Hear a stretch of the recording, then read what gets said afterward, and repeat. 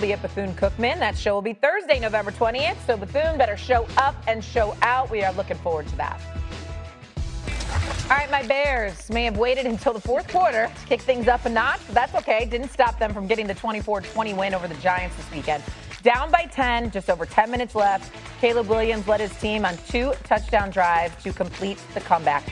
After the improbable victory, here's head coach Ben Johnson in the locker room. Hell yeah! Man, I tell you what, I feel like I'm on repeat each and every week right now. I mean, I got nothing new to say to you guys. Did you even waver for a second? You knew exactly we had them right where we wanted them. Gosh, man. Goodness gracious. Hell of a job. Took all 60 minutes. Golly, and you felt it, man. Shank punt. You capitalized. Awesome. Awesome. Come on. Good, better, bad. Good, better, bad. Never let it rest. Never let it rest. Good gets better. Good gets better. You better get better. You better get better. Bears on 3. 1, 2, 3. Bears. I don't know that chant, but I want to learn it. Sunday was the Bears' 4th win this season after trailing at some point in the final 2 minutes of the fourth quarter. Their most such wins in any season since the 1970 merger. But we've seen this tale now multiple times. Is the Bears' fourth quarter magic sustainable, Damien Woody? It is. It is sustainable. I've always said, like, the key to changing the organization is learning how to win. Mm-hmm. They are learning how to win. And how do you learn how to win?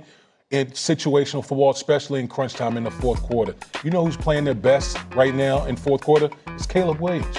Caleb Williams yesterday in the fourth quarter was special. I don't know how many times that Caleb Williams eluded the rush from the New York Giants where you thought they had him dead to right for him to somehow come out of it and make a play, whether it was with his arm or with a big play with his legs in that game. And what you're just seeing is a guy, Ben Johnson has been so good for Caleb Williams. We knew at the beginning that he had to deconstruct him to build him back up.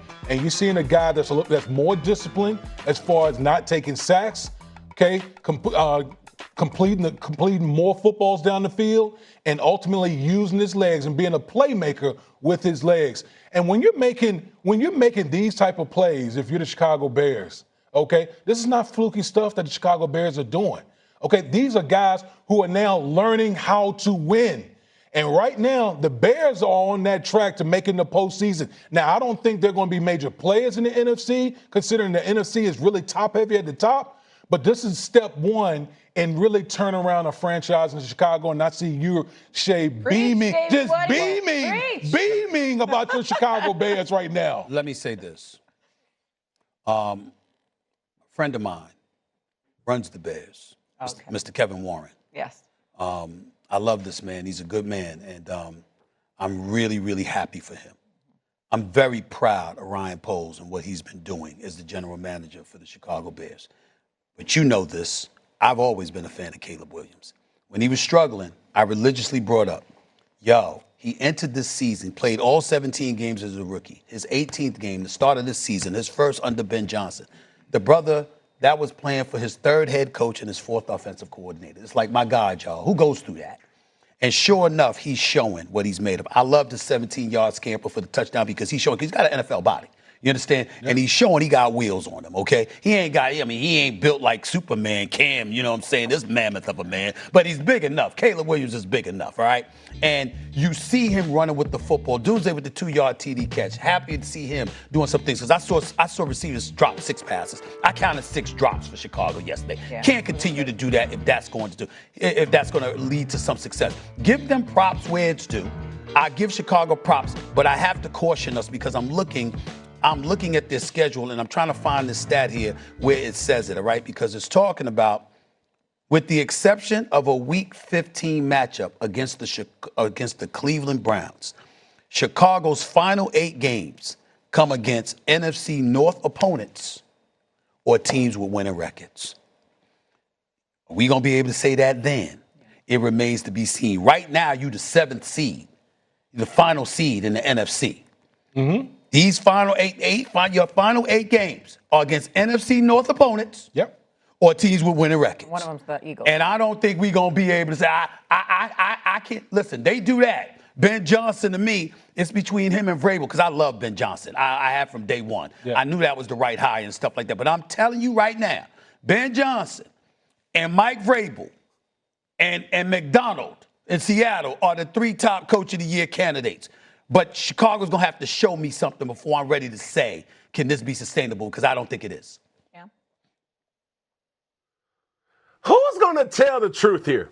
I mean, because you the truth everybody teller? on this panel, You the truth I'm teller? so disappointed. Oh, wow. I'm the truth Okay. teller. That's a point. I'm gonna tell you Go right now. ahead. Here Go we ahead. go. Who's going to tell the truth about the last 2 games you played, the Cincinnati Bengals and the New York Giants? And those teams know how to lose better than they know how to win.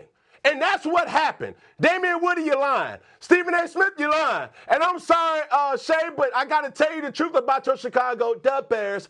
Because, no, nobody's giving this team hope in the NFC. Not when you got Tampa, Seattle, Los Angeles Rams, even the 49ers. No. Show me in the next couple of weeks versus the Eagles. If you try this type of formula when Ben Johnson says, we had it right where we want them, that's a lie. You play Green Bay twice. Then you got the Lions. Like, try that same recipe versus those type of teams and see if you don't doggone be reconsidering what you just said. This is not a winning recipe. You don't want to stay in a situation where you have to come back and say, oh my God, the resiliency, we never gave up, we never wavered. Man, look, that's BS. Baloney. That's hogwash, Stephen Anthony. And you guys can keep marveling over Caleb Williams. Yes, he is a great talent. He can play in this league. But playing this type of way, where you're giving up leads and you have to, desperately come back in the fourth quarter, that's not going to work, bro. Like, real talk. And that's the point that you guys are in delusion land if you think that that's a recipe for success. Okay, wait. I hate to say it. Yep. I actually agree with Cam. Okay. Because their 4 comeback wins we've talked a lot about. I'm sorry. I have to agree with you. Mm-hmm. The Commanders were one of them. Mm-hmm. The Raiders, the Bengals, and the Giants without their starting quarterback. Okay. So I would love to sit here and be like, my Bears are back, baby. Right. But they leave a lot to be desired. Well, first of all, number one, I don't recall disagreeing with Cam because I said the same thing about the Bears. I'm not sold yet. But most importantly, let me say this, Shay. I'm entitled to not agree with you. Because let me tell you something right now. I don't agree with you totally. You got to crawl before you walk. We weren't thinking nothing about the Chicago Bears coming into the season. They are 6-3. We weren't thinking a damn thing about the Chicago Bears coming into the season by virtue of the division that they're in. We automatically conceded that Detroit and Green Bay were going to be at the top of the division. And we said Kevin O'Connell's a quarterback whisperer, so what are you going to get from J.J. McCarthy? So them being at 6-3 right now says something no matter who they're going up against because they didn't have expectations. It says they're ahead of schedule, which I am very That's happy all. for my Chicago That Bears. we can agree on. That we can all agree on. But them being this dominant team makes me a little bit nervous. First,